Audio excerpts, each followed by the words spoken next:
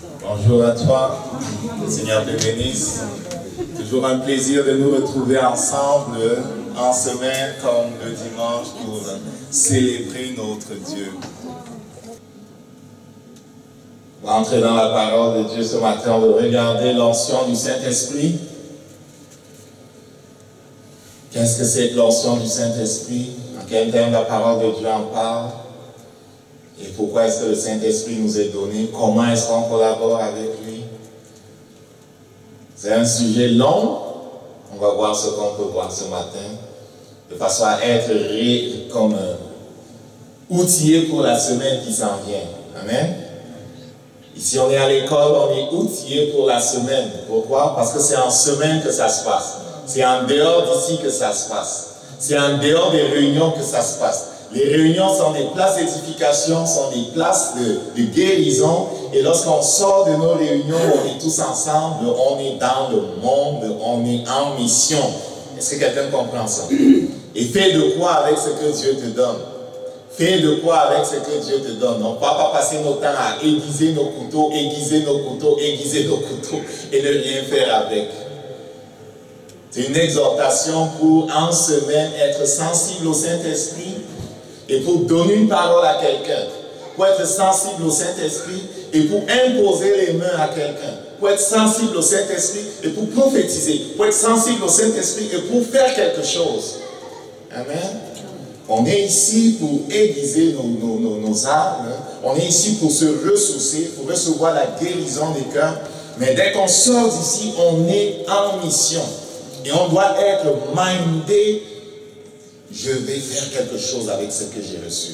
Je vais expérimenter, je vais découvrir la puissance, je vais la voir à l'œuvre. Écoutez le témoignage de quelqu'un l'autre jour, il s'appelle Henry Grover. Et le Père a fait beaucoup de choses avec lui. Et il disait, il y a beaucoup de gens qui sont addicted, how do we say it in French? Ils sont accros. Il y a des gens qui sont accros à beaucoup de choses dans le monde. Et ils pensent que ce qui lui a permis de voir tant de choses avec Jésus-Christ, c'est qu'il était addicted, il était accro au désir de voir Dieu agir. Il voulait voir Dieu agir. Il voulait voir Dieu agir. Donc il était vraiment passionné par cette idée de ce que Dieu veut agir à travers ma vie. Peut-être le problème, c'est que quand tu sors d'ici, tu te dis, je ne suis rien. Il faut que tu cesses de penser comme ça. Il faut que tu cesses de penser comme ça. Il faut que tu cesses de penser que ce sont les autres. Il faut que tu cesses de te voir comme un moins que rien. Parce que la parole de Dieu dit, Christ en nous, l'espérance de la gloire. Parce que la parole de Dieu dit que les choses anciennes sont passées. Toutes choses sont devenues nouvelles. Si tu es né de Dieu, tu n'es pas comme les autres. C'est vrai que le monde est designé de façon à ce qu'on ne voit pas notre union avec Dieu, de façon à ce qu'on ne perçoive pas le fait qu'on est différent. Le monde est fait de sorte que la philosophie et leur façon fait que les gens se voient comme des moins que rien, des descendants des singes, des gens qui se baladent dans l'univers comme par le hasard des choses et dont la vie ne vaut rien. Si en sortant d'ici, tu penses comme le monde, qu'on descend des singes et que c'est le hasard qui conduit nos vies et qu'on n'a pas vraiment de destinée ou d'influence, il se peut que tu ne fasses rien. Mais si en sortant d'ici, tu sais que tu es en mission, et que c'est lui qui a dit, voici, je suis avec vous tous les jours jusqu'à la fin du monde et avec toi et en toi. Et que comme ce Henry Grover, là, tu t'attends à voir Jésus agir selon le commandement de Jésus qui a dit, allez, tu t'attends à ce qu'il agisse avec toi. Tu vas être sensible au Saint-Esprit et tu vas faire de quoi? Amen. S'il te plaît, fais de quoi avec ce que tu as reçu? La façon de faire grandir ce qu'on a reçu, c'est de l'utiliser. La façon de faire grandir ce qu'on a reçu, c'est de l'utiliser. Je vais insister là-dessus avant de continuer parce que l'église est devenue comme cette place-là où les gens aiment beaucoup les études bibliques, les gens aiment beaucoup étudier la parole, les gens aiment beaucoup aller aux conférences, les gens voyagent à gauche et à droite pour aller ici et là-bas pour recevoir les enseignements. Mais ils ne les mettent pas en pratique. Ils ne les mettent pas en pratique. Est-ce qu'on comprend le problème? Ils ne les mettent pas en pratique. Et quelqu'un était allé enseigner sur le Saint-Esprit dans une église. Les gens qui étaient venus enseigner lui ont dit, avant de continuer d'enseigner là ou même d'enseigner, est-ce qu'on peut prier pour recevoir le baptême dans le Saint-Esprit là? Et après tu vas enseigner, on va comprendre ce qu'on a reçu. Il a dit, ouais, ça fait même plus sens. Chez Corneille, c'est ce qu'il a fait. Okay? En beaucoup de places, c'est ce qu'il a fait. Est-ce qu'on comprend ça? L'expérience est vraiment importante. C'est pour ça qu'il les amenait partout et il leur montrait les choses. Il leur montrait en faisant. Ils expérimentaient Dieu. Ils voyaient Dieu en réel. Amen. Fais de quoi avec ce que tu as reçu? Amen. Fais de quoi avec ce que tu as reçu? Il nous appelle à la prière, prie. Il nous appelle à intercéder, intercède. Amen. Tu parles avec quelqu'un au téléphone qui te parle d'un problème, ne raccroche pas. Prie pour ce problème. Appelle la volonté de Dieu dans ce problème. Amen. Arrêtez de raccrocher en disant que oui, je vais prier pour toi. Non, tu ne vas pas prier pour lui. Prie au téléphone. Amen. Amen. Obéis au Saint-Esprit de toute façon. Je ne veux pas faire des lois là. Je dis simplement obéis au Saint-Esprit. Il se peut qu'il te dise prie pour lui. Ce n'est pas pour rien qu'il t'a appelé. Amen. Parle, ouvre la bouche, fais quelque chose. Et pendant que tu vas faire, ça va s'accroître. Ça va s'accroître, ça va s'accroître. Amen. Ok, l'onction du Saint-Esprit. Père, nous voulons recevoir de toi. Saint-Esprit, c'est toi qui es venu de la part du Père pour justement nous révéler Jésus-Christ. Si tu nous enseignes, Seigneur, tout ce que nous faisons n'a pas de sens. Aussi, prends ta place, c'est toi l'enseignant par excellence, et enseigne-nous toi-même, afin que nous soyons dans ce monde les disciples que tu veux. Merci parce que tu es fidèle, merci parce que tu es avec nous, et que cela va se voir cette semaine. Amen.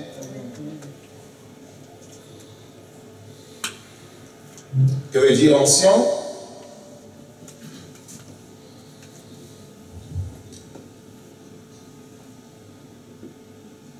On va regarder dans l'Ancien Testament, là où le terme apparaît. L'Éternel parla à Moïse en disant, je suis dans Exode au chapitre 30, le verset 23, à partir du verset 23, 22, maintenant je suis encore 23. Prends des choses aromatiques les plus exquises, de la myrrhe franche, de poids de 500 cycles, du cinnamon odoriférant, de la moitié d'autant, c'est-à-dire le poids de 250 cycles et du roseau aromatique de 200 cycles. Donc il lui donne comme la recette, une recette particulière pour ce qu'il veut qu'il fasse. Est-ce que vous voyez comment Dieu est précis? Dieu est précis quand il veut faire les choses. Il ne fait pas les choses à moitié, il ne fait pas les choses par hasard. Et s'il te plaît, respecte quand Dieu donne des mesures et toutes ces choses-là. Quand Dieu dit, prends un, ne prends pas deux. Okay? Il dit de la casse de poids de 5 cycles selon le cycle du sanctuaire et un hin d'huile d'olive. Et tu feras de l'huile pour l'onction sainte, un oignement composé par l'art du parfumeur, ce sera l'huile de l'onction sainte. Puis tu oindras le tabernacle d'assignation. C'était quoi? C'était cette boîte qu'il avait demandé à Moïse de construire et dans laquelle on avait mis les livres, les tables de la loi, ok? Et l'arche du témoignage. Donc tu vas oindre toutes ces choses-là. La table, les ustensiles, le chandelier, l'autel de parfum, l'autel des holocaustes, tous les ustensiles, la cuve, son soubassement. En fait, tu vas oindre tous les instruments qu'il leur avait demandé de construire. Il avait dit à Moïse, je veux habiter au milieu de mon peuple, vous allez me construire un tabernacle, vous allez me construire un petit coffre dans lequel vous allez mettre ci. Vous allez construire ci. Et ils ont construit toutes ces affaires-là. Maintenant, il dit, fabrique-moi une huile et oins-moi toutes ces choses-là. Pourquoi? Ainsi tu les sanctifieras et ils seront une chose très sainte. Tout ce qui les touchera sera saint.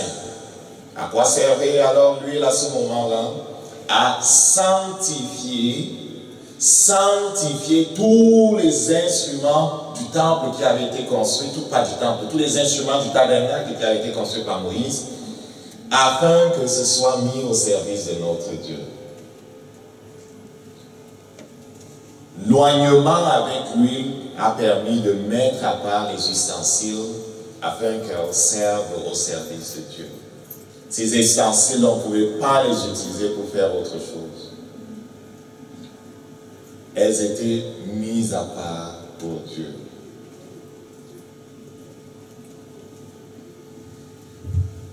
Elles étaient mises à part pour Dieu. Donc, consécration, sanctification, mise à part, retirée de l'usage ordinaire, ce sont des termes qui veulent dire la même chose. Ok? On va continuer au verset 30. Il dit, tu oindras aussi Aaron. Donc, on a oint les instruments et les ustensiles du temple, du tabernacle. On les a consacrés, sanctifiés à l'Éternel. Il dit, avec la même huile maintenant, tu vas oindre aussi Aaron et ses fils. Tu les sanctifieras pour m'exercer la sacrificature. C'est-à-dire, tu vas les sanctifier pour qu'ils soient des prêtres, des sacrificateurs devant moi. Et à propos de cette huile, il dit, tu parleras aussi aux enfants d'Israël en disant, ce ne sera pas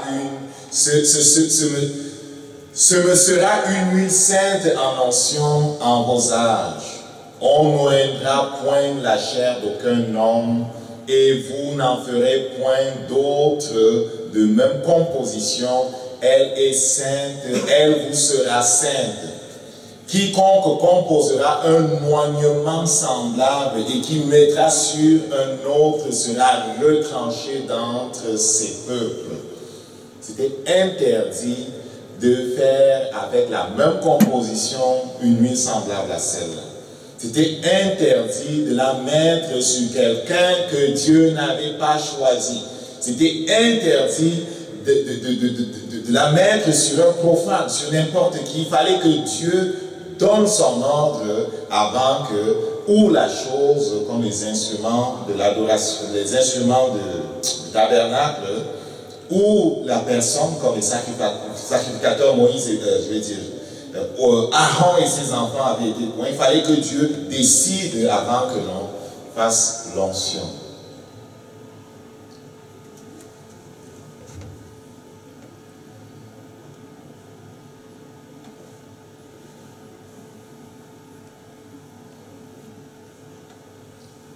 Il est déjà dit, l'huile d'onction permet de mettre des hommes choisis par Dieu. Mettre à part des hommes choisis par Dieu. C'est intéressant de voir que le choix de Dieu précède l'onction. Il faut que Dieu choisisse et puis l'onction vient après. Dans l'Ancien Testament, vous voyez, il avait choisi David et il a envoyé le prophète oindre David. Il avait choisi Jéhu, il a envoyé les prophètes oindre Jéhu. Il avait choisi tel, il a envoyé les prophètes oindre un tel. Et c'était comme ça que ça marchait. Quand Dieu avait choisi quelqu'un, on a envoyé le prophète pour oindre la personne. Le choix de Dieu précède l'onction. Et j'ai envie même de dire que quand Dieu a choisi, on peut être sûr que l'onction viendra. Parce que Dieu n'utilise pas quelque chose qui n'est pas entièrement consacré. Donc si Dieu t'a choisi, tu peux être sûr soit il t'a déjà oint, soit il veut te oindre. Parce que c'est le schéma. Quand Dieu choisit, il veut oindre afin que la personne lui soit consacrée et surtout apte pour le travail auquel Dieu l'appelle. On a dit que le thème c'était l'onction du Saint-Esprit, n'est-ce pas? On veut regarder rapidement la nature du Saint-Esprit. On a vu que l'onction c'est un oignement, okay? Le fait de oindre, le fait de répandre sur quelqu'un une huile dans l'Ancien Testament, une huile qui venait de la part de Dieu. Donc quand on parle de l'onction du Saint-Esprit, il s'agit par similitude de l'onction du Saint-Esprit. Amen. Mais est-ce que le Saint-Esprit c'est l'huile? On va regarder et voir. Qui est le Saint-Esprit? En fait, c'est la question ici. Rapidement. On va regarder 3 passages rapidement. Dans Luc au chapitre 1, verset 35, Marie a reçu la visite de l'ange. Marie a été choisie par Dieu. Parce qu'elle a été choisie par Dieu, Gabriel va lui porter le message. Il lui dit, tu as été choisi par Dieu. Et quand il arrive au verset 35 pour répondre à la question de Marie qui se demandait comment cela va se faire, la volonté de Dieu pour elle, l'ange lui répond, le Saint-Esprit viendra sur toi. La puissance du Très-Haut te couvrira de son ombre.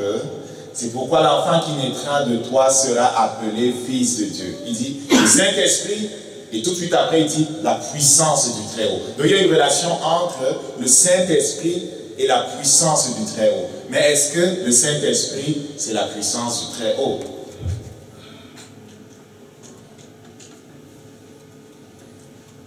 Dans le livre des Actes au chapitre 1 au verset 8, il est écrit, c'est Jésus qui parle à ses disciples, juste avant de monter au ciel.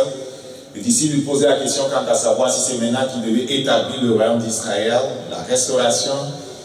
Il leur explique que on connaît, c'est pas à vous ni à moi de connaître quand sera le temps, c'est seul Dieu qui sait. Et il leur dit au verset 8, vous recevrez une puissance, le Saint-Esprit survenant sur vous, et vous serez mes témoins à Jérusalem, dans toute la Judée, dans la Samarie, jusqu'aux extrémités de la terre. Vous recevrez une puissance, le Saint-Esprit survenant sur vous. Il y a encore ici une relation entre la puissance que les disciples ont reçue et le Saint-Esprit qui est venu sur eux. La puissance de Dieu et le Saint-Esprit. La question c'est toujours, est-ce que le Saint-Esprit c'est la puissance de Dieu? Luc 4, verset 14, Jésus revient du désert où il a été tenté pendant 40 jours.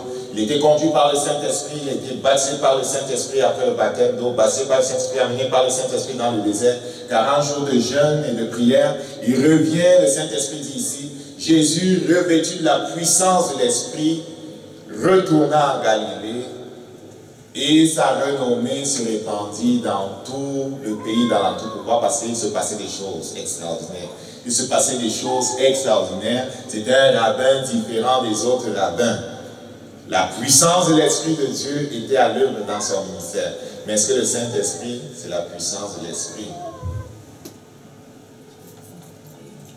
J'ai discuté une fois avec, ça se passe au Cameroun, avec les témoins de Jéhovah. Souvent, j'aimais bien leur dire, entrez, on va discuter.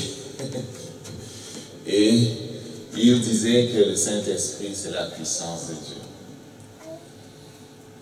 Mais je voudrais te dire que le Saint-Esprit, c'est une personne, ce n'est pas simplement la puissance de Dieu. Amen. Le Saint-Esprit, c'est une personne, ce n'est pas simplement la puissance de Dieu. Il est dépositaire de tout ce que Dieu a. Il est dépositaire de tout ce que Dieu a. Il administre tout ce que Dieu a. C'est une personne, mais pas simplement la puissance de Dieu. Amen. Il y a quelques versets qui sont troublants que l'on trouve dans le livre de l'Apocalypse. Je vais lire rapidement aussi cela. Dans l'Apocalypse au chapitre 4, on voit à partir du verset 5, c'est la salle du trône d'adoration dans le ciel. On dit au verset 5, du trône sortent des éclairs, des voix de tonnerre. Devant le trône brûlent 7 lampes ardentes qui sont les 7 esprits de Dieu. Qui sont les 7 esprits de Dieu. 7 lampes ardentes qui sont les 7 esprits de Dieu. Et quand tu regardes Apocalypse 1, verset 4 aussi, tu vas voir un autre verset où on dit, c'est Jean aux 7 églises qui sont en Asie, que la grâce, la paix vous soit donnée de la part de celui qui est, qui était et qui vient, de la part des 7 esprits qui sont devant le trône de Dieu. Je veux simplement te dire rapidement, ce n'est pas mon sujet, je veux simplement te dire que le Saint-Esprit n'est pas divisé. Amen. Le Saint-Esprit n'est pas divisé en 7. Le Saint-Esprit est une personne. Le Saint-Esprit est uni avec le Père et le Fils. Et ensemble, ils font tout ce que nous connaissons. Ou nous voyons dans la parole de Dieu. Amen. C'est une personne. Quelques versets qu'on va voir tantôt vont nous montrer justement que c'est une personne. Dimanche dernier, on a vu cette slide qui nous montre le grand échange qu'il y a eu à la croix. Qu'est-ce qui s'est passé à la croix? À la croix, Jésus-Christ a pris notre nature de péché. Jésus-Christ a pris ce qui nous venait d'Adam et qui avait fait de nous des esclaves et qui nous avait comme déchus de la présence de Dieu. Il a pris cette nature de péché qu'il a amenée à la croix. Et qu'est-ce qu'il nous a donné? Il nous a donné sa sainteté, sa justice, sa royauté, sa position, sa foi, son autorité, sa sagesse, son intelligence, sa vision, etc. Il nous a donné la vie de Dieu. Il nous a donné la vie de Dieu. Il nous a donné la vie de Dieu. Et la vie de Dieu qu'il nous a donnée est supposée de régner en nous. La vie de Dieu qu'il nous a donnée est supposée de régner en nous. Voilà une autre image que j'ai faite. Lorsque Jésus-Christ vient dans la vie d'un homme, il s'attend à ce que cet homme-là le suive. Il s'attend à ce que cet homme-là devienne son disciple. Au départ, celui qui reçoit Jésus, parfois le reçoit, les gens le reçoivent de tellement de façons différentes, dépendamment de l'enseignement qu'ils ont reçu. Parfois les gens ont reçu Jésus-Christ comme un ajout à leur vie. Parfois les gens ont reçu Jésus-Christ comme juste une tradition, une façon de faire, c'est une religion. Ils pratiquent une telle religion, on leur a dit, laissez ça, c'est mauvais les arbres, l'adoration des cailloux et des morts, c'est mauvais. Adorez notre Dieu, adorez un autre Dieu.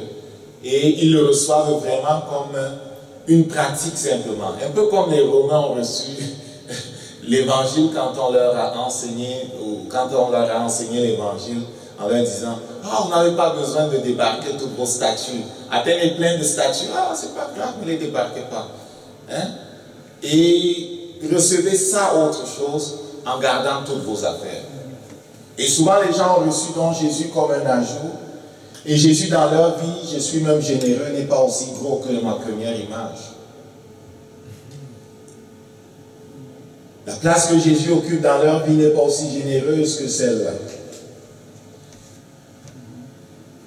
Est-ce qu'on comprend mon point? La place que Jésus occupe dans la vie de certains qui s'appellent chrétiens n'est pas aussi généreuse que celle-là. Pourtant, la vision de Dieu, c'est que Jésus-Christ prenne toute la place. Le plan de Dieu, c'est que Jésus-Christ prenne toute la place. Il y a eu un échange.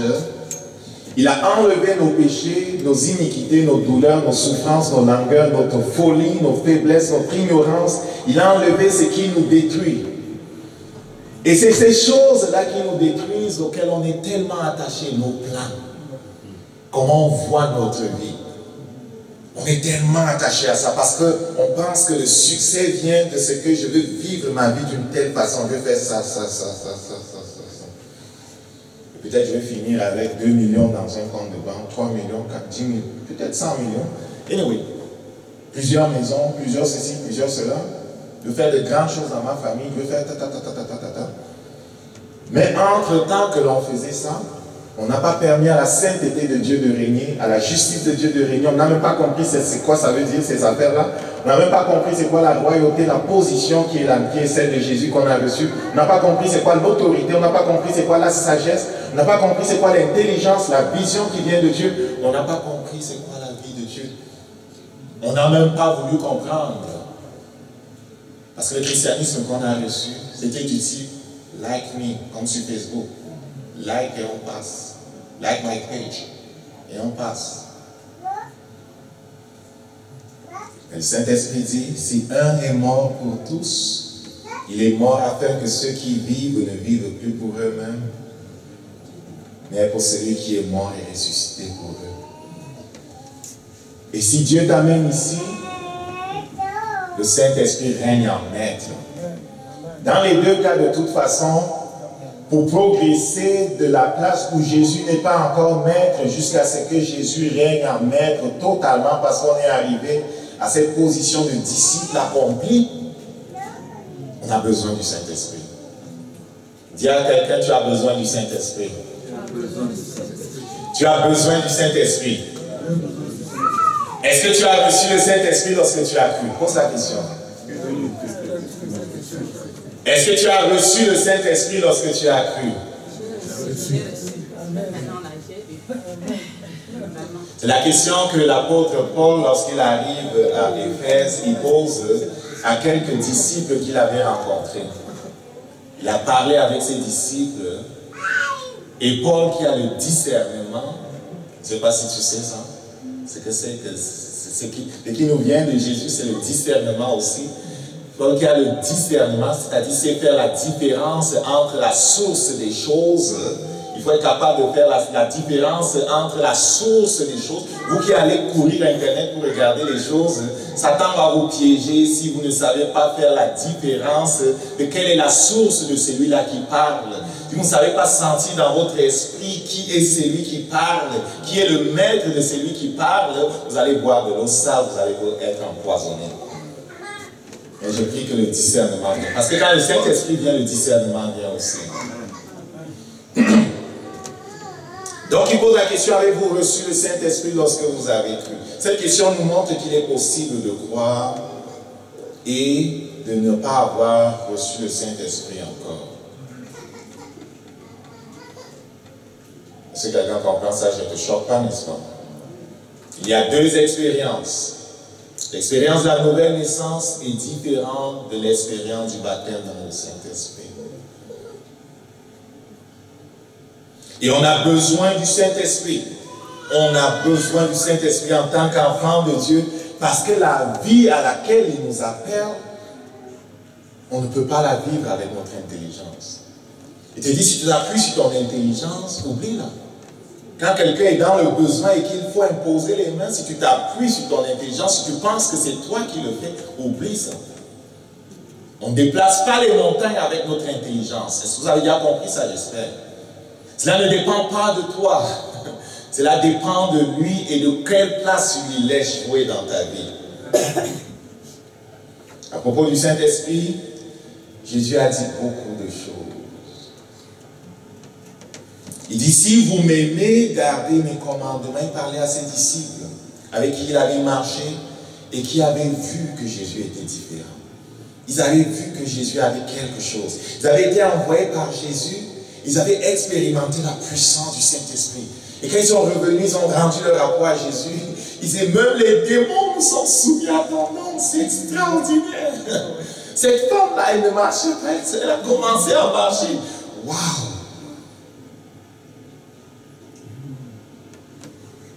Et Jésus de leur expliquer plus tard, quand il a parlé de son retour au ciel, il dit, si vous m'aimez, gardez mes commandements. Gardez mes commandements. Ce sont des conditions que Jésus donne. Hein. Ce sont des paramètres pour que le Saint-Esprit fonctionne. Moi, je prierai le Père et il vous donnera un autre consolateur. Il disait à ses disciples, je vais partir. Et il pleurait, ne part pas, Mais Jésus dit, il est avantageux pour vous que je m'en aille. Gardez mes commandements, je vais prier le Père qui va vous donner un autre consolateur. J'étais avec vous, j'étais votre défenseur, j'étais votre consolateur. J'étais celui qui allait avec vous lorsque je vous envoyais et les démons vous étaient soumis parce que j'étais avec vous. Il dit, l'autre consolateur le Saint-Esprit, il va venir, il va demeurer avec vous pour toujours. Et il dit, c'est l'Esprit de vérité que le monde ne peut recevoir parce qu'il ne voit pas et qu'il ne le connaît pas. Si tu ne vois pas le Saint-Esprit, si tu ne le connais pas, ça va être un blocage pour toi. Et quand il dit voir, c'est de la perception spirituelle que je parle. Est-ce que vous savez comment fonctionnent les choses dans le monde spirituel?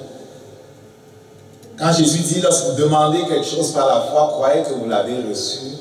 Le reçu que tu reçois là, c'est dans le monde spirituel. La demande est faite dans l'esprit. La réception est faite dans l'esprit. Et après, tu l'amènes dans le monde naturel. Est-ce que quelqu'un comprend comment ça fonctionne? Donc, il dit aux disciples, il est important pour vous que vous croyez la parole de Dieu à propos du Saint-Esprit qui a dit qu'il allait donner le Saint-Esprit. Il est important que vous croyez. Il y a quelque chose avec la foi, c'est qu'elle a des yeux. Je ne sais pas pour vous comment c'est, mais pour moi en général, à partir du moment où je reçois la parole de Dieu, dans mon imagination sanctifiée, je vois ce que Dieu dit. Quand on est dans la louange ici, je vois le trône de Dieu. Je ne vois plus les chaises. Je ne vois plus les chaises. Je vois le trône de Dieu, je vois la présence de Dieu, je vois ce qui est décrit dans la parole de Dieu. Quand je reçois une parole personnelle de Dieu, je la vois dans mon imagination sanctifiée. Et à propos du Saint-Esprit qui est aussi celui qu'on doit recevoir de la part de Dieu, lorsque tu reçois la parole qui vient de la part de Dieu, la promesse à propos du Saint-Esprit, il faut que tu vois, il faut que tu reconnaisses que c'est vrai, il faut que tu vois dans l'esprit, et alors tu vas pouvoir recevoir. Il dit, mais vous le connaissez, il dit, vous le connaissez, car il demeure avec vous. Le Saint-Esprit était en Jésus. Le Saint-Esprit demeurait auprès d'eux. Ils voyaient le Saint-Esprit en Jésus. Le Saint-Esprit les avait accompagnés en mission. Et il dit, il sera où? En vous. Le Saint-Esprit n'était pas encore en eux. C'est ça que la question à poser quand tu rencontres quelqu'un qui dit, je suis chrétien. Après avoir parlé avec lui pendant un temps, si tu veux l'aider, pose-lui la question, est-ce que tu as reçu le Saint-Esprit lorsque tu as cru? Et ce n'est pas une question pour faire les gens se sentir mal. Okay? Lorsque c'est posé avec amour, parce qu'on veut que quelqu'un reçoive tout ce que Dieu donne, parce qu'on veut que quelqu'un puisse se trouver en position où le règne de Dieu va être complet et total. Est-ce que quelqu'un comprend ça? On va annoncer le message, on va annoncer la parole à propos de la promesse de Dieu et on va aider la personne, comme on aide plein de gens à recevoir Jésus dans leur cœur, on va aider la personne à prier et à recevoir le Saint-Esprit. C'est important. Mais ici, ce qui est important, c'est qu'il n'était pas encore en eux. Il sera en vous. C'est le jour de la Pentecôte que le Saint-Esprit est entré en eux.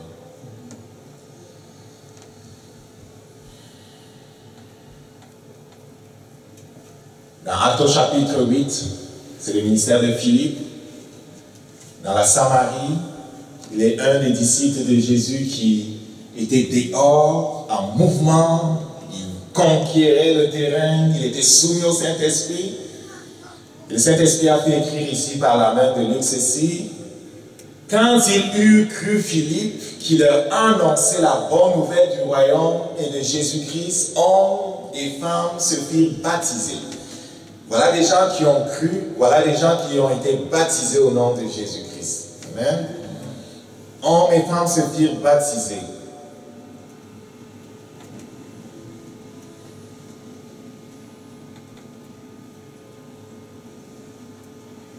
Simon lui-même crut, Simon le magicien, Simon qui épatait les gens avec ses démons, lui-même il a cru parce qu'il a vu une puissance supérieure.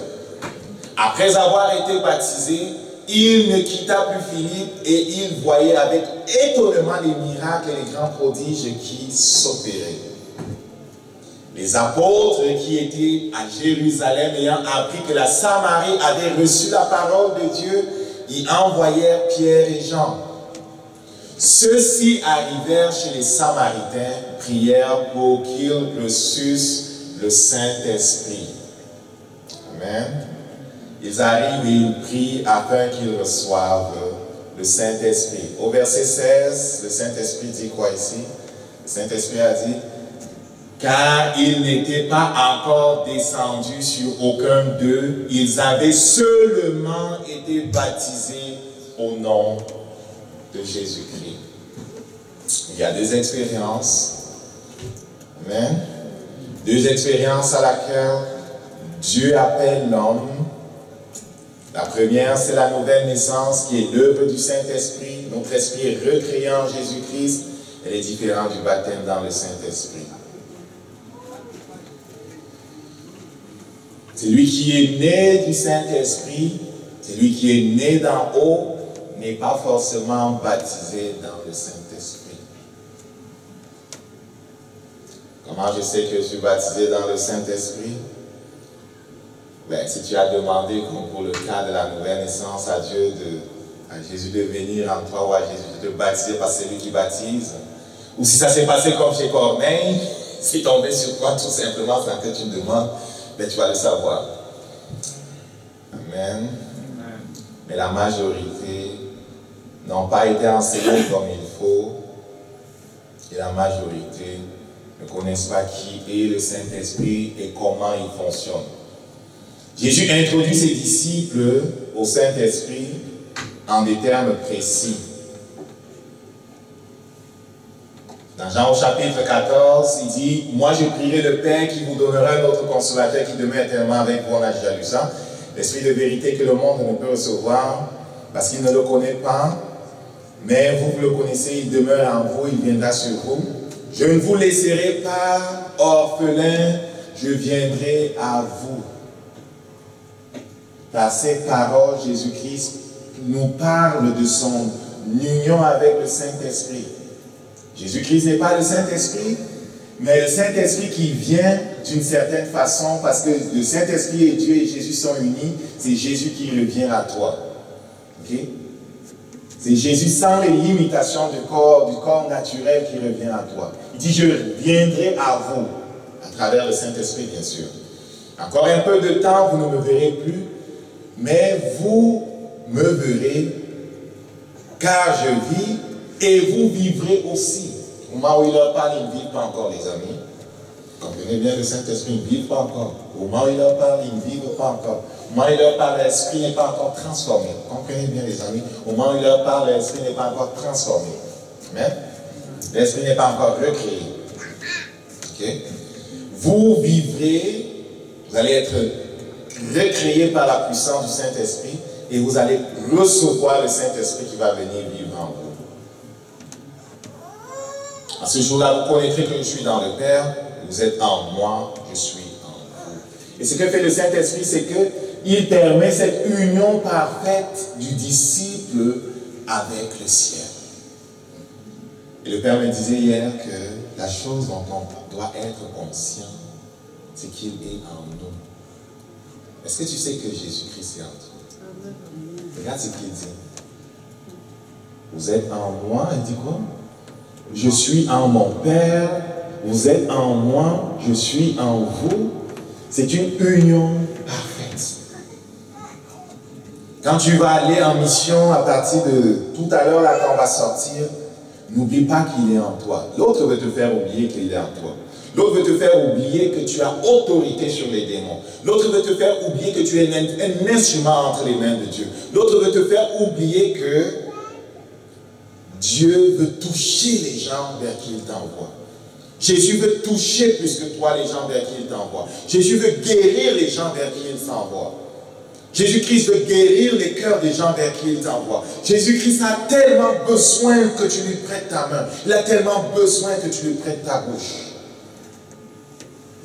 Mon ami, ça va être de plus en plus facile si tu demeures en lui, si tu demeures dans sa parole, si tu demeures dans son amour, si tu apprends à le connaître, et tu prends le temps de méditer sur ces choses qu'on a reçues de lui. Mais ce qui est vrai, je veux que si tu retiens même une chose avant qu'on ne parte aujourd'hui, ce qui est vrai, c'est que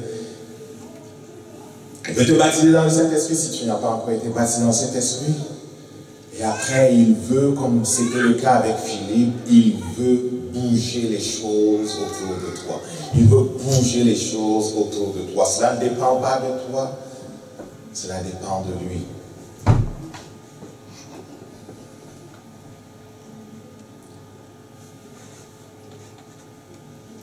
Jésus-Christ nous parle ici de la mission du Saint-Esprit, le consolateur, l'Esprit de vérité. Il est celui qui conduit dans toute la vérité. Il ne parlera pas de lui-même, il dira ce qu'il aura entendu, il vous annoncera les choses à venir. Le Saint-Esprit est l'Esprit de la révélation. Il y a plein de choses que je connais parce que le Saint-Esprit me les a enseignées. Il y a plein de choses que je connais parce qu'il me les a dites. Il est l'Esprit de la révélation. Et parfois, quand je suis en sommeil et que j'ai une vision, il me donne directement la signification de la vision. Je sais. Et je ne peux pas t'expliquer par l'intelligence comment je sais simplement parce que c'est comme ça que ça marche. Il veut te révéler les choses. Il dit qu'il glorifiera Jésus, prendra de ce qui est à moi et vous annoncera. Et tu dois t'attendre à ce que le Saint-Esprit t'annonce des choses. Tu dois t'attendre à ce que le Saint-Esprit te dise des choses. Amen. Le Saint-Esprit est tellement important que partout où Paul passait, il désirait que les gens comprennent et connaissent c'est quoi le Saint-Esprit. Il écrit aux Romains, au verset 11 du chapitre 1, il dit « Je désire vous voir pour vous communiquer quelques dons spirituels. » Ce qu'on a souvent appelé dons spirituels, en fait, ce sont les manifestations du Saint-Esprit. Et à propos des manifestations du Saint-Esprit, ou ce qu'on appelle les dons spirituels, je préfère plus le terme manifestation parce que c'est moins réducteur. Parfois, les gens ont parlé en termes de dons spirituels et disent « Ah, je n'ai pas reçu tel don. Ah, je n'ai pas reçu tel don. » Le don que tu as à recevoir, c'est le Saint-Esprit. Il y a un seul don. S'il te plaît, ne te bloque pas avec l'idée que je n'ai pas reçu le don de la prophétie, je n'ai pas reçu le don de parler en ceci, je n'ai pas reçu le don de cela. Non, non, non, non. Est-ce que tu as reçu le Saint-Esprit? Si tu as reçu le Saint-Esprit va se manifester d'une façon ou d'une autre, dépendamment de ton désir de le voir se manifester et dépendamment de ce qu'il veut faire. Amen. C'est sûr, la première manifestation, c'est celle de parler en langue. Parler en d'autres langues. Pourquoi? Parce que Dieu a voulu qu'il en soit ainsi. Si quelqu'un me dit, j'ai reçu le Saint-Esprit, il ne parle pas en d'autres langues. C'est un peu comme s'il me dit, il y a un éléphant qui n'a pas de trompe. C'est un problème. Amen. Donc,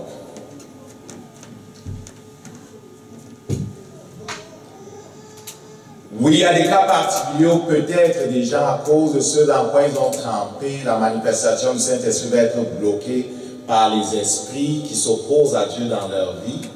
Si tu as plongé dans la magie, si tu as plongé dans la franc-maçonnerie, si tu as plongé dans des formes d'idolâtrie et que tu n'as pas encore coupé ces choses dans ta vie, la même façon que ces choses-là peuvent bloquer ta guérison, peuvent bloquer ta destinée, la même façon, ils peuvent comme bloquer la manifestation du Saint-Esprit dans ta vie, en l'occurrence de parler en langue. Amen. Donc, permets au Saint-Esprit de faire le check dans ta vie. Lui qui t'a amené à la repentance va te montrer s'il y a dans ta vie des choses, des alliances méchantes et mauvaises, des alliances d'âme, des liens d'âme ou des liens de cœur avec des mauvaises personnes qui ont besoin d'être coupés, des liens qui ont besoin d'être détachés.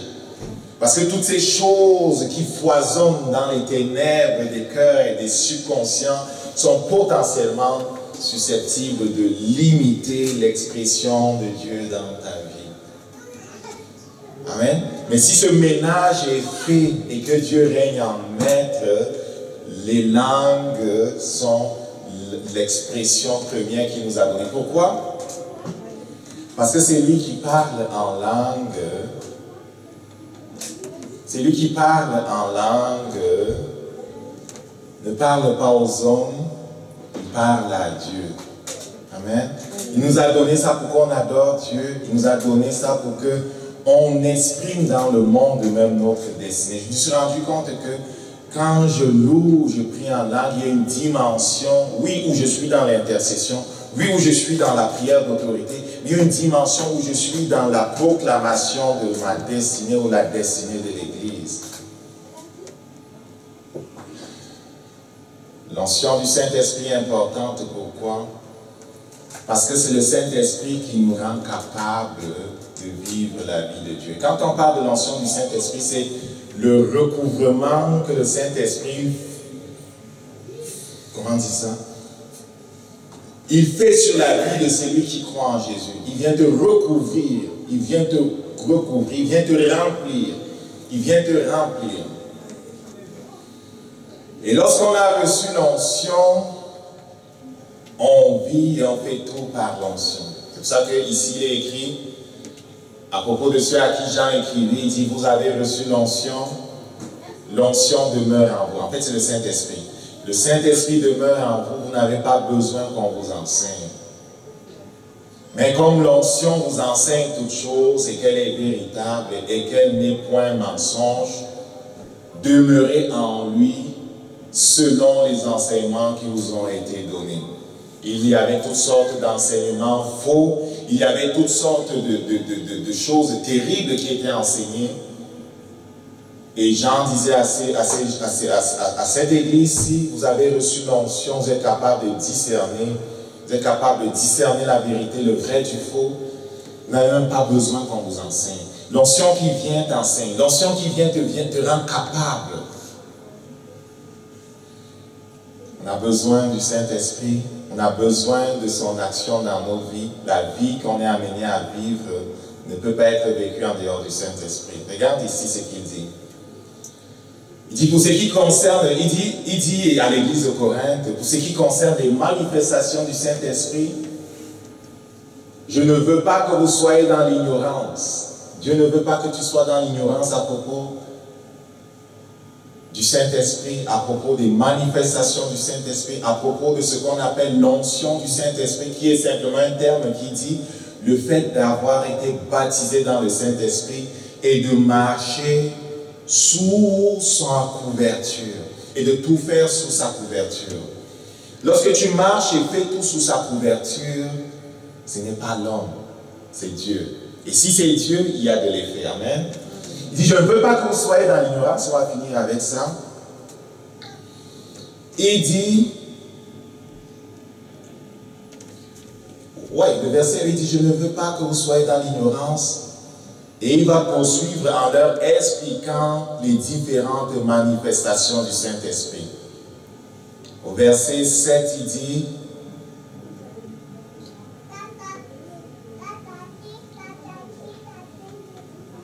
au verset 7, il va dire, chacun reçoit la manifestation de l'Esprit qui est donnée pour l'unité commune. Pendant la célébration du culte. 1 Corinthiens 12, c'est la manifestation du Saint-Esprit pendant qu'on est dans l'église. Quand vous voyez pendant la louange, là, vous voyez quelqu'un il dirige la louange, à un moment donné, quelqu'un donne une prophétie, à un moment donné, quelqu'un donne une exhortation. Ça sont les manifestations du Saint-Esprit qui utilisent les uns et les autres pendant l'église, les réunions d'église pour adorer Dieu, pour élever Dieu, ok? Donc chacun de nous est donné l'expression du Saint-Esprit pendant qu'on est ensemble à l'église pour le ministère, pour faire ministère auprès de notre Dieu, c'est ce qui se passe. Okay? À l'un est donné une parole de connaissance, une parole de sagesse, ainsi de suite. Un autre la foi, à un autre le don de guérison, à un autre par le même esprit l'interprétation, diversité de langues. Le même esprit est celui qui permet ces manifestations au sein de l'Église. Mais je dis, ne limite pas le Saint-Esprit. Parce que, outre le parler en langue ou parler en d'autres langues, le Saint-Esprit aspire à faire toutes les autres choses à travers toi si tu as faim et soif de voir les autres choses. Ce qui limite Dieu, ce sont nos pensées. Amen.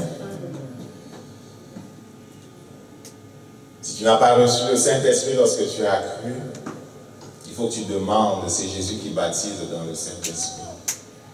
Jean-Baptiste disait, il vient après moi quelqu'un qui est plus grand que moi, je ne suis même pas digne en me courbant de délier la courroie de ses sandales. On vous baptise d'eau simplement, lui vous baptisera dans le Saint-Esprit et du feu. C'est Jésus qui baptise du Saint-Esprit. Je vous ai raconté le témoignage d'un ami qui se retrouve en Europe dans une église. Venant du background qu'il était, il ne connaissait pas ce qu'on appelle, il connaissait le Saint-Esprit, il ne connaissait pas les manifestations. Mais il ne voulait pas aller devant pour qu'on prie pour lui, il ne voulait rien. Il voulait juste qu'il gère ça avec Dieu, puis parler de sa faim, de sa soif à Dieu. Dieu a répondu à sa faim et à sa soif. Un jour, alors qu'il était en train de dormir, dans le rêve, Jésus est venu lui imposer les mains. Et pendant qu'il était dans son sommeil, il a été baptisé dans le Saint-Esprit. Et il priait en d'autres langues. Il adorait Dieu, il louait Dieu par le Saint-Esprit. Ils sont nombreux les témoignages des personnes qui avaient faim et soif de voir Dieu et qui ne comprenaient même pas ce qu'on enseigne, qui ont dit, je vais prier Dieu, je vais courir, je vais prier, si ça vient de Dieu, Dieu va me le donner. Amen. Il ne faut pas avoir peur. J'ai souvent prié pour des gens, ils avaient peur. Il dit, écoute là, Jésus-Christ a dit, tu ne peux pas demander, le Saint-Esprit te donne le serpent. Amen.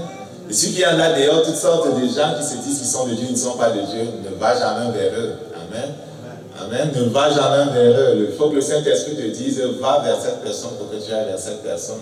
Après, le Saint-Esprit va dire, reste pris dans ta chambre et poursuis-moi et je vais te donner ce que tu recherches. Tu comprends? Le déo est tellement piégé que faites attention à qui vous allez pour prier, pour demander la prière. Faites attention à qui vous allez, même pour qui vous impose les mains. Ce n'est pas n'importe qui prie pour moi, ce n'est pas n'importe qui m'impose les mains. Il faut que Dieu t'ait envoyé et que je sais que je dois m'avancer pour que tu pries pour moi. Amen. Mais quand tu es sûr de la source, tu peux laisser que la personne prie pour toi. Et toi qui es une source pure, quand tu vas parler aux gens, n'hésite pas à les conduire. De la même façon que tu les conduis à recevoir Jésus, n'hésite pas à les conduire à demander à Jésus-Christ le baptême dans le Saint-Esprit. Et Jésus dit, lorsque tu demandes, crois que tu as reçu. C'est très simple, c'est une question de foi. Si tu crois que tu as reçu, loue Dieu et décide de plus le louer en français et en anglais. Amen. Et ouvre ta bouche et comme il a promis, il va la remplir. Et ça va convenir progressivement, ça va amplifier, pour t'amener dans la louange, en esprit et toutes les autres choses. Amen. On a besoin de l'onction du Saint-Esprit parce que la vie à laquelle il nous appelle n'est pas une vie que l'on peut vivre avec nos propres moyens. Et parfois, on a besoin de se placer en position, je vais finir avec ça, excusez-moi, on a besoin de se placer en position où le Saint-Esprit va se mouvoir. Pour moi, ça va souvent être la musique. Si tu viens ici mercredi, tu vas voir que je vais mettre la musique instrumentale, de worship, et puis je vais me mettre dans la présence de Dieu, à l'adorer, et je vais basculer en esprit. Et la façon que je me soumets au Saint-Esprit, ça va souvent être que je vais parler en langue pendant. Je vais me laisser conduire par lui, je vais parler en langue, je vais louer en langue. Et il y a des moments, l'atmosphère va changer, je vais ressentir de la chaleur sur mon corps, je vais ressentir des choses qui viennent de Dieu, qui viennent vraiment de lui parce qu'il veut m'attester qu'il est là, et ainsi de suite, ainsi de suite. Mais tu n'as pas besoin de ressentir les choses parce qu'il est avec nous. On n'a pas besoin de ressentir, mais parfois il nous fait ressentir. On n'a pas besoin de ressentir, parfois il nous fait ressentir. Et je vais finir avec celui-ci. Tu as besoin de trouver comment collaborer avec lui. C'est le prophète Élisée.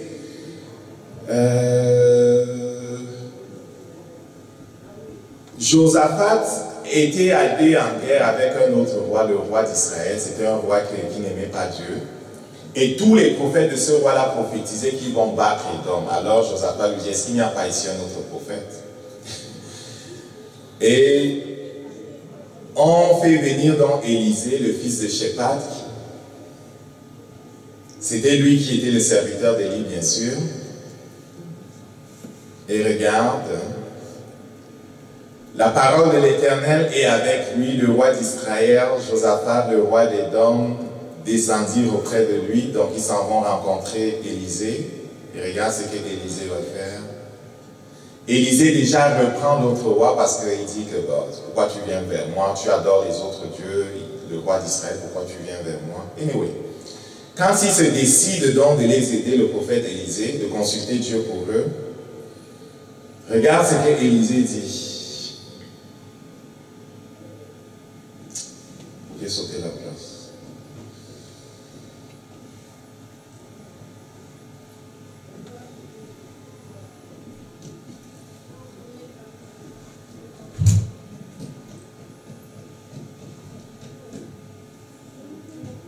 Ah, verset 15. Au verset 15, regarde ce qu'Élisée dit. Maintenant, amenez-moi un joueur de harpe. Et comme le joueur de harpe jouait, la main de l'Éternel fut sur Élisée. Élisée avait été oint par Élie pour être prophète de l'Éternel. Le Saint-Esprit était sur lui.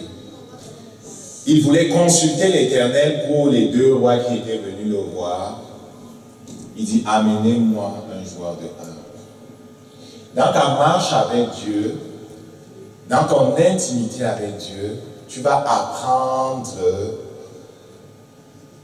comment te trouver dans le flot du Saint-Esprit, comment entrer facilement dans le flot du Saint-Esprit. Le parler en langue nous aide à entrer facilement dans le flot du Saint-Esprit. Élisée voulait ajouter la musique, l'adoration de Dieu. Est-ce que quelqu'un comprend ça? Ce sont des choses du ciel. Il voulait comprendre comment entrer dans la présence de Dieu rapidement pour recevoir une prophétie pour ces gens-là. Il dit, amenez-moi un joueur de harpe. Et pendant qu'on joue la harpe, la main de l'Éternel est sur Élisée et il peut prophétiser. Quand il n'y a pas de musique, pour moi, ça va être les langues. Quand je prie en langue, même dans la voiture, n'importe où, à un moment donné, je passe à une autre dimension et je peux prophétiser, je peux faire tout ce qu'un homme normal de Dieu fait, un enfant normal de Dieu fait. Et toi, tu le peux aussi. Donc, on va se lever debout. On va se lever debout. On va se remettre entre les mains de Dieu qui va nous commissionner cette semaine encore pour aller le représenter. N'oublie pas, tu es mis à part. Je n'ai pas sûr à propos du baptême dans le Saint-Esprit dès que tu arrives chez vous, rentre dans ta chambre, prie Jésus-Christ. Il est celui qui baptise. Il attend toi à recevoir. Et si tu crois que tu as reçu, ouvre ta bouche et commence à le louer. Oublie le français, l'anglais ou les autres langues. Prie en d'autres langues. Tu ouvres ta bouche, ça va venir d'autres choses. D'autres choses. Oublie ton intelligence. Amen. Et tranquillement, tu vas entrer dans la présence de Dieu. Père, nous nous soumettons à toi. Nous voulons connaître plus de toi. Tu nous as donné le Saint-Esprit, nous voulons apprendre à le connaître plus. Pour ceux qui n'ont pas reçu Jésus, je prie, baptise-les. Selon ta promesse, baptise-les. Crée en eux la soif de plus et comble toi-même cette soif. Enlève toute crainte, enlève toute peur, enlève tout blocage. Enlève dans le monde des ténèbres ce qui n'est pas de toi. Enlève toute alliance avec le monde spirituel qui bloquerait ton action dans leur vie. Je viens contre toute opposition à ton règne dans leur vie au nom de Jésus. Sois maître, Seigneur, sois maître. Merci parce que tu es vivant. Tu nous donnes de voir ta gloire cette semaine. On va revenir avec des témoignages de ce que Dieu m'a utilisé pour encourager quelqu'un. Dieu m'a utilisé pour conseiller quelqu'un. Dieu m'a utilisé pour transformer la vie de quelqu'un. Dieu m'a utilisé pour toucher quelqu'un malade, pour envoyer l'onction de guérison. Dieu m'a utilisé pour proclamer la délivrance. Merci parce qu'on conquiert avec toi, Seigneur. Nous te bénissons parce que tu es avec nous au nom de Jésus. Amen.